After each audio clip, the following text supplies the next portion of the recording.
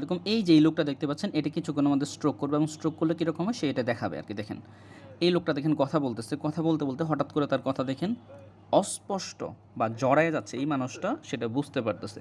আপনিও যদি জানেন যে আপনার পাশের সামনে বসা লোকটা হঠাৎ করে তার কথা অস্পষ্ট বা জড়ায় যাচ্ছে, তাহলে ধারণা করতে পারেন যে তার হয়তোবা স্ট্রোক করছে। তাহলে আপনাকে আর কয়েকটা জিনিস করতে হবে।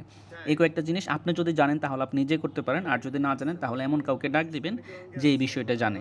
সেজন্য আপনাকে নিজেকে এই বিষয়টা জানতে হবে। চলুন এখন একজন আসবে, এসে দেখেন ওনাকে কিছু প্রশ্ন করবে যার মাধ্যমে আমরা অন্তত ধারণা করতে পারি যে এই মানুষটা হয়তোবা স্ট্রোক করছে। নাম্বার 1 দেখেন তার ফেসের দিকে তাকান। লোক at the face and ask them to smile. এটা খুবই গুরুত্বপূর্ণ। দেখেন ওনাকে হাসতে বলতে হবে।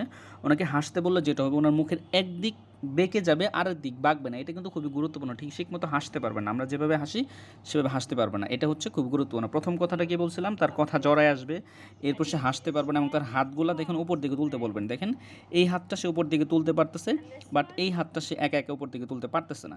অর্থাৎ তার দুই পাশের যে কোনো এক পাশের হাত সে তুলতে পারবে, আরেক পাশেরটা তুলতে পারবে না, বা বলতে পারে যে আমার অবশ অবশ লাগতেছে। তারপর থেকে স্পিচ বা তাকে কথা বলতে বলুন।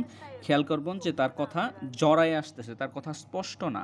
এটা খুবই গুরুত্বপূর্ণ লক্ষণ। এই লক্ষণগুলো যদি দেখেন, যাতে সে কথা বলতে পারতেছে না স্পষ্টভাবে, সে হাত উপর দিকে তুলতে পারতেছে না, সে হাসলে তার মুখের একদিক বেঁকে যাচ্ছে, এই লক্ষণগুলো, অথবা সে বলতেছে আমার এক পাশ অবশ হয়ে আসতেছে, এগুলো দেখা মাত্র যত দ্রুত সম্ভব হাসপাতালে নিতে হবে। টাইম ডিলে করা যাবে না। আপনি যত বেশি টাইম ডিলে করবেন, রুগীটার ক্ষতির সম্ভাবনা তত বেশি বেড়ে যায়।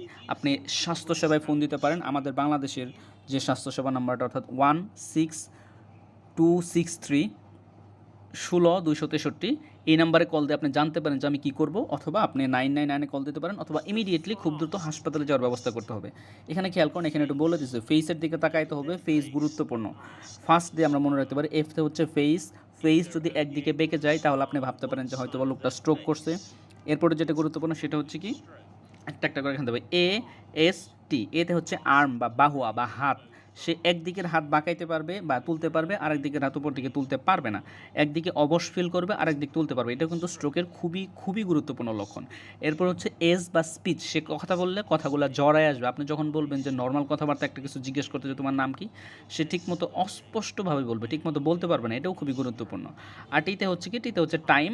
আপনাকে কখনোই টাইম ডিলে করা যাবে না। যত বেশি টাইম ডিলে করবেন, এই স্ট্রোকের রোগীর রিস্ক তত বেশি বাড়তে থাকবে আস্তে আস্তে।